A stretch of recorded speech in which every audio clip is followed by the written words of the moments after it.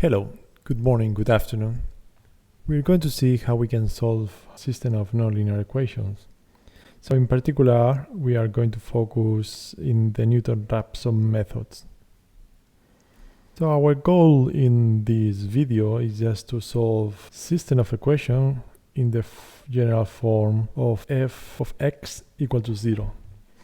In principle, we want to find values of x such as this function is equal to 0 at every step until we reach eventually a solution. Well, when we have a function f which is linear, so this particular system, we see like f of x is equal to ax minus b. We want to do this equal to 0. So having linear system is simple. You can remember from linear algebra that we have a closed form for solving this problem. And if the matrix A is non-singular, there is a single solution for this problem. The most complicated part on solving this system will be to make the inverse of matrix A.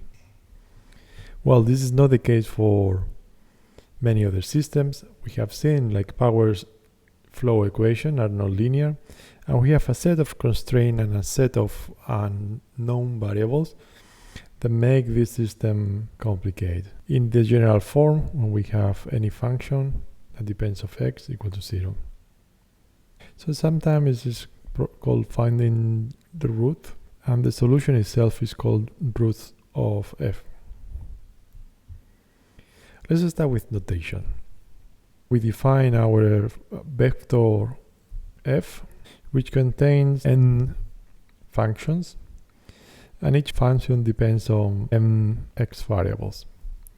We have the same number of equations than unknowns of variables. We also assume like the f is continuous and real valued function, and we can compute always the first order derivative. This will be the case for power flow equations. How works the Newton-Raphson methods? If we have just a function which is a scalar, for example, we have f of x equal to sine of x, one-dimensional function, something like this. We will start the Newton-Raphson method in this way. So we start with iteration nu equal to 0, and we need to give an initial guess to the decision variable x. So for each step, we create delta x. Now, instead of using the function f, we are going to use an approximation of this function. In particular, we use Taylor series and then approximate using only first order terms. So thus f can be approached like a f function in this particular point, x nu. The derivative of this function with regard to x, evaluated in this particular point, x nu, multiplied by this delta x. We are not going to consider any higher order terms, just this will help us to find. Once again, if we say, well, if we want to solve f equal to 0, we want to find values of the root of x, we can do it for this approximation. We are aware like this approximation of f is not exact, but it is tight in the particular point x nu. So we see like this is now a linear system. In this case, one-dimensional is just a linear equation. Well, we can get delta x from here. If we get delta x, this is equal to minus the inverse of this derivative with regard to x, and the function evaluated in x nu. So if we split this delta x, so we can get what will be the next value of this estimate like this. And now we just need to replace this delta x with this part. when we have a new estimate of x, so we can come back again to this approach, then replacing here, and then we can compute again the new delta t by computing the new derivative, replacing in the new values. Now let me give you an example. Well, let's imagine that you have one-dimensional function s squared minus 2 equal to 0. So this is why we call f of x. This is x, this is my function f. Yeah, I want to find what are the f of x equal to 0. I want to find this root. Then I will need to compute the derivative of this function, and at every iteration I need to update this derivative evaluated in the estimate that I have at this iteration. I need to compute also the inverse, and then I need to evaluate the function at this point. Evaluation is very cheap, so we can compute that pretty easy. The derivative could be also very cheap if we have analytical form. And for this case, we have one-dimensional, so the inverse also is very cheap. So, but in particular, what is the derivative of this function is well, the derivative of f with regard to x is 2 times x. I need the inverse of this derivative, so this is 1 over 2 times x. And then the function is evaluated here. Yes, so that is very nice because at every iteration I have an analytical form of the new update, how is improving this delta x. We have to observe here, like not always will be possible to have an analytical derivative. So then we will need to use numerical methods for doing that. But for power system, functions are known and derivatives are easy to compute. We will face other problems like computing an inverse of a large matrix. This can be also be simplifying somehow. So given this delta x with this analytical formula, so we replace for updating for the next iteration, and then we end up with an analytical formula for this particular case. At every iteration nu plus 1, we update with the value that we have in v, with the inverse of the first derivative evaluated in this xv, and multiply by the evaluation of the particular function in xv. So we just need to replace whatever is the value of xv at every iteration, and then we get the next value in xv plus 1, next iteration. When to stop? Well, when those two values are pretty close, or when the function evaluated in v is almost 0. This is my goal, remember, so I want to find the roots of this function. So I need to start with an initial guess. So I say like, well, in the iteration 0, my initial guess will be 1.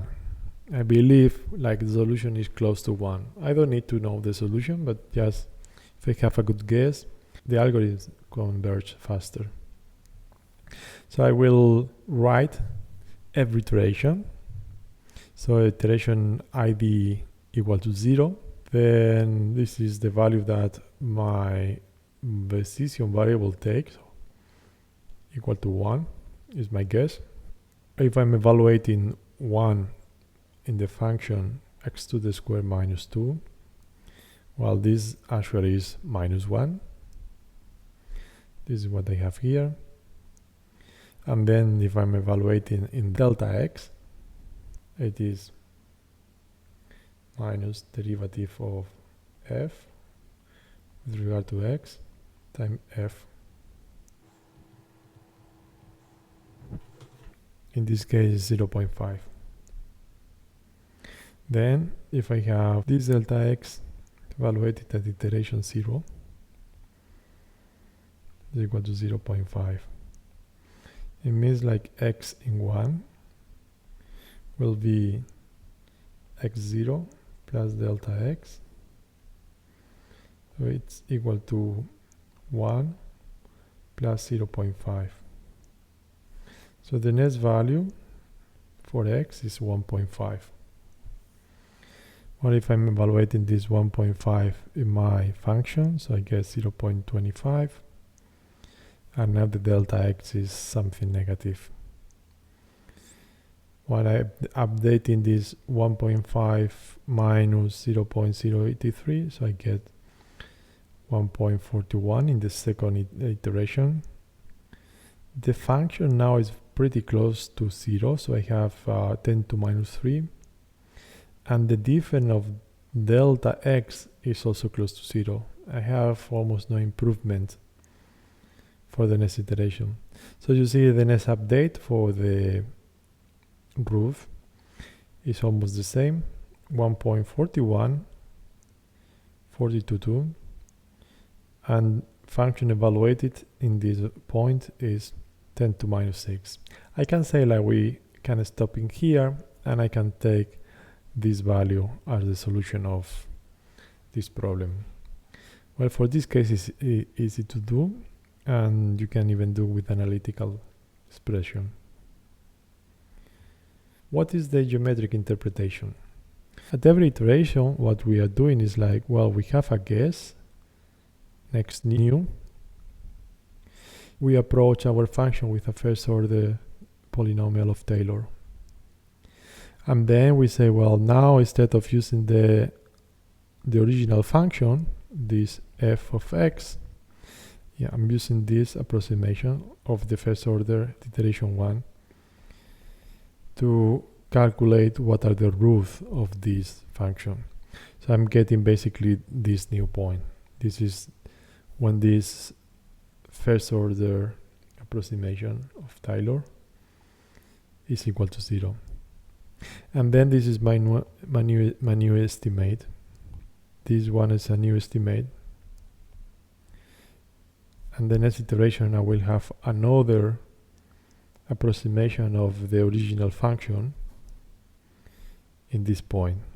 I will find the root again and then proceed.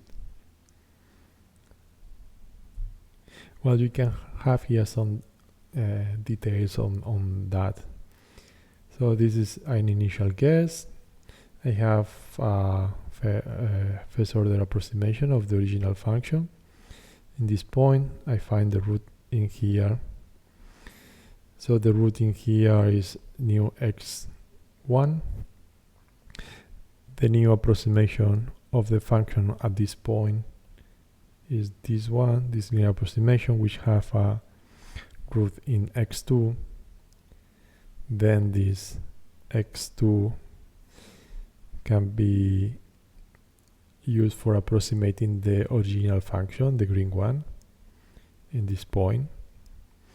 Then I find a new root of this approximation, so on and so forth, until eventually I converge to the root of the original function. Let me give you another example. Now let's assume you have another function, again one-dimensional, so we have only one variable, which is x, and we have only one equation. So sin of x minus 0.5x. We want to find the root of this equation. We start to use the Newton method, and then we select this initial guess.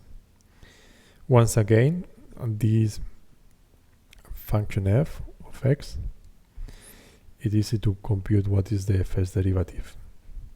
If we are doing that, we have an analytical formula for this particular case, and we can end up again in a similar expression. So for the first iteration, given this initial guess at iteration 0 of p half, we will get the root is close to 2. This is how it looks like, this function. And this is how it looks like every iteration. So iteration 0, so we have p half. This is our first guess. Then in the first iteration we get 2. We use this 2 to approximate again this function. The second iteration we have 1.9. Third iteration we have 1.855. Fourth iteration we have 1.895. So we see, like, in the 4 iteration the solutions are pretty close. I have almost no chain from iteration 3 or iteration 4. I can say, well, this is my solution. This is the root of my problem. I can give a different starting point. Before I started with pi half, now I can start with pi. If I'm doing so I end up in the same solution. But you can imagine that not necessarily have to happen always. The first example has 2 roots, but the Newton method found only one. The one who was close to the initial guess. This function also in particular has 3 roots, and in both cases have found only one root. Well, what will be the convergence criteria? When should we stop these methods?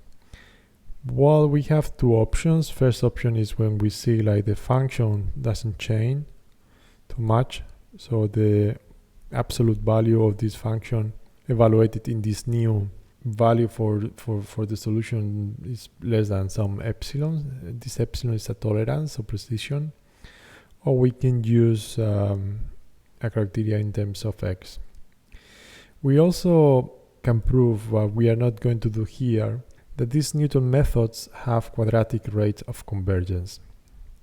What is the meaning of that? The meaning of that is, like, if we are going from one iteration to the next one, the approximation to the solution is getting closer and closer in a quadratic way. Let's say in iteration k minus 1, what you have here is the difference between the true value of the optimal solution. We don't know which is the solution, and what is the value we have in this iteration k minus 1. Let's assume that this is 0.1. In the next iteration, it will be less than the quadratic of this value multiplied by some positive constant k. And if you see this is k times 0.01 iteration k.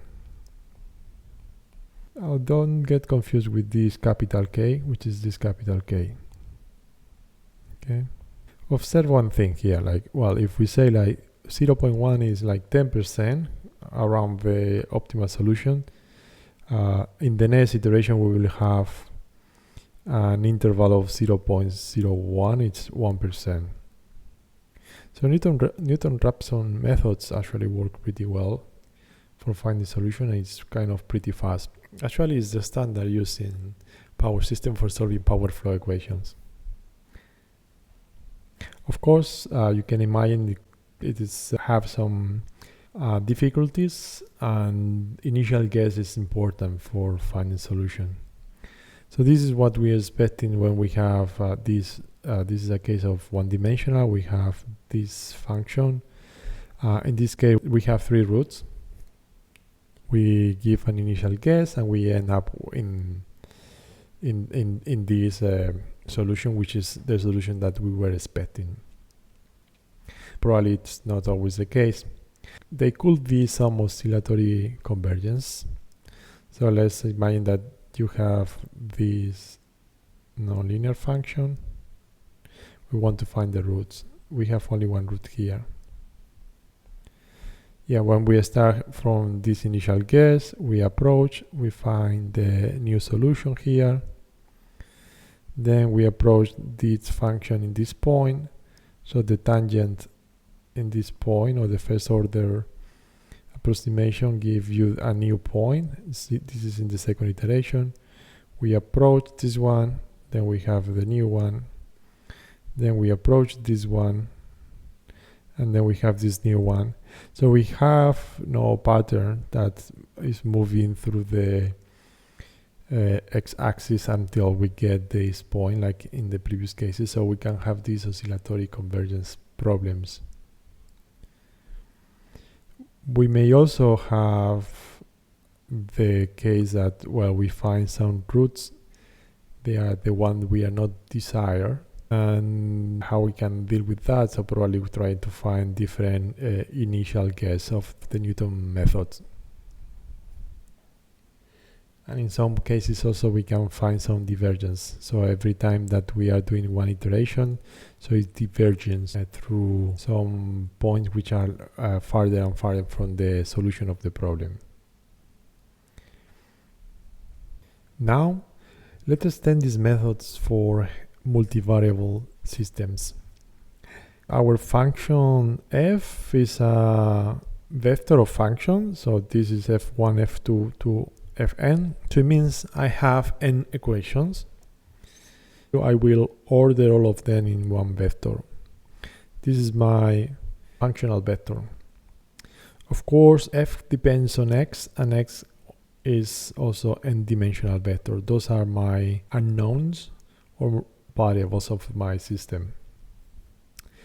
Likewise, the scalar case, we can define delta x as a vector, which is the difference between the guess at one particular iteration minus the value of the decisions. And we want to find what are the solution of this n-dimensional function. So we can generate Taylor series for this function. So we have n function, and this function depends on at the same time of n variables. For now, for having a first order approximation for the function f1, so we need to use, well, we will have f1, evaluate it at some point. Partial derivative of f1 with regard to the first variable, delta x1. Partial derivative of this function f1 with regard to the second variable, delta 2, so on and so forth. This is related with the first order terms. Then there will be other higher order terms that they are not going to be considering here. We can do the same for the function n, which is the n equation, which is the function evaluated in the particular iteration, the partial derivative of this function with regard to x1, delta x1, so on and so forth. So we can rearrange all these terms in a matrix form. So I will do the next. So my function, original function, is equal to the equations in the vector evaluated in one particular x plus this big matrix, which is giving me the partial derivatives of function f, in this case 1, f2, so on, so forth, with regard to x1, x2, xn.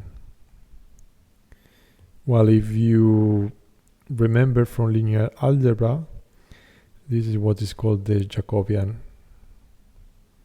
matrix. And finally, I have here the vector of delta x. We are going to define this Jacobian matrix using the letter J. So with those, matrix form is pretty similar to write the Newton-Raphson for this multivariable case. So we start saying like our original function will be approximated by some linear form, but the important thing here, this is a linear system. So I say the function equal to 0, so I will replace by this first order approach, and this linear system solve like a linear system that we already know. Well, we have to be careful now, just we need to move things. If I'm moving in to this side, so I multiply by the inverse of the Jacobian. So I will have, this is kind of important, I will update my delta x as the minus inverse of the Jacobian times the function evaluated in every x. If you remember, when we have one dimensional, we have something similar. So our delta x in one dimension is approximated by minus the derivative of f with regard to only one x that I have times the function evaluated in x. This was done for the particular iteration. Then the next update of x will be the current value of x plus this new delta x. We can iterate until now the equations are fulfilled, or in other words, like some kind of norm with regard to f is equal to some epsilon. You can imagine when we are updating this equation, there are two main difficulties. Well, the first difficulty will be computing this Jacobian. How we compute? So we need to calculate first order derivatives. For some cases, like power systems, this is easy. So we have specific formulas and we are able to compute those derivatives. For other systems or other type of problems, maybe it's not possible, so you can approximate this derivative in every iteration. The second complication will be computing the inverse. So this Jacobian matrix have a size of the number of variables of the system. And this could be very large in power system. So we want to compute the inverse of a very large matrix. And we need to repeat this iteration by iteration. So this can be very demanding. So there are some options to do not do this thing. We will show this in next video lecture. So let me give you an example. Let's assume that we have two variables, x1 and x2, and we have two equations. The first equation is 2x1 plus x2 to the square minus xa equal to 0. And the second equation is x1 to the square minus x2 to the square plus x1 x2 minus 4 equal to 0. So I call f2 to the part I have on the left. So you see these two equations depends on both variables x1 and x2. The first thing that I need to do is compute the Jacobian. In this case, the Jacobian have a size of 2 times 2 because I have two functions and I have two variables. So the first column will be related with the function 1, the second column will be related with the function 2. Because these two functions are simple, I can compute analytically what are the derivatives. So I can compute what is the Jacobian for this particular case. So for the first element of this Jacobian, derivative of function f1 with regard to x1. So it's 2 times 2 is 4 times x1. Then the second element, this one, is derivative of f1 with regard to x2. So this is equal to 2 times x2. Then I go to the second row, and then I have derivative of f2 with regard to x1. So in the second equation, we have 2 times x1 plus x2, and then the last element is derivative of f2 with regard to x2. So I have minus 2x2 plus x1. Here they are again. Then I need to just write this iterative process. So at any iteration, the update of those delta vector will be equal to the inverse of this Jacobian matrix. So I can replace, multiply by the evaluation of this function at this particular point. So let me start with an initial guess. I'm giving you 1, 1 as a possible initial guess of the variables x1 and x2. So if I replace, the first iteration will be x0, so this is this guy here. Then the Jacobian, if I replace in 1, 1, so I will have 4. So this is this 4. 2 times 1, this is 2. 2 times 1 plus 1, this is 3. And here 1 minus 2 times 1, this is minus 1. Okay, this is the Jacobian evaluated in this point 1, 1. And then, of course, this is the inverse. And then I have here the evaluation of the function in 1, 1 as well. So by doing so, this is something we can compute. I have my new estimate of these possible roots in 2.1, 1.3. I will use this again to evaluate the Jacobian and to evaluate the function and then get a new delta x. So in the next iteration, so I have here what is the x in 1. This is what is the Jacobian evaluated in x in 1. And this is what is the function vector evaluated in x in 1.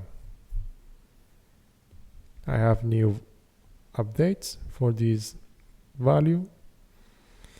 I can continue doing this. We are checking what are the values of f.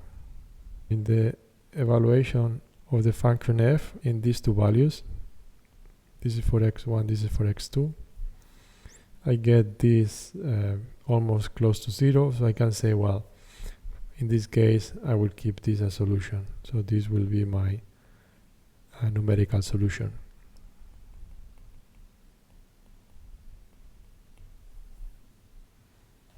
So if we are not happy with this tolerance, so we can continue iterating. You see here, so there are pretty different. So if equation 2 is pretty well fulfilled, equation 1 is not really well fulfilled. We need to decide what are the criteria to use for stopping. One possible criteria is just to use infinite norm of this function. So basically it's the maximum of all of them have to be less equal to some epsilon. We can use the norm 2. We can do it with regard to the functions itself, with the equation, how good are fulfilled equation, or with regard to the solution, those x. How we choose the criteria, so it depends on the particular application. Depends also on the implementation criteria.